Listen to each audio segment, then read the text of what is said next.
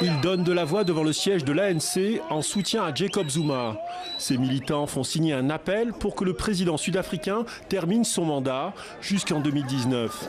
Mais ils ne sont plus les bienvenus dans leur propre parti. Face à eux, les partisans du nouveau chef de l'ANC, Cyril Ramaphosa, n'ont qu'un slogan en tête, Zuma doit partir. Et gare à ceux qui disent le contraire. Nous disons à ceux qui marchent qu'ils ne peuvent pas venir dans nos bureaux de l'ANC et demander que l'ANC ne retire pas sa confiance à Jacob Zuma. C'est l'ANC qui met ou démet. Nous ne voulons plus de lui comme chef de l'État. Les Sud-Africains en ont marre de lui. Tout le monde en a marre. Cette fracture au sein de l'ANC fait de l'objet d'intenses tractations en interne. Pour ou contre le départ anticipé de Zuma, c'est le comité national exécutif du parti qui doit trancher ce mercredi. Il peut lui retirer son soutien pour le pousser à démissionner. Mais Zuma résiste, notamment à tous les votes de défiance au Parlement.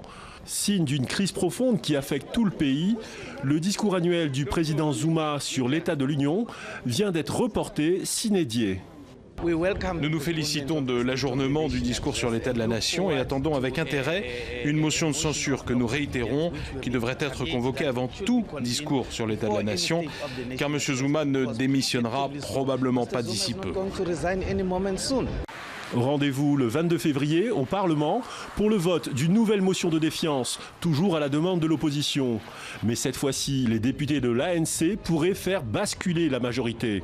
Une issue peut-être moins désastreuse qu'une procédure de destitution du président Zuma pour violation grave de la Constitution.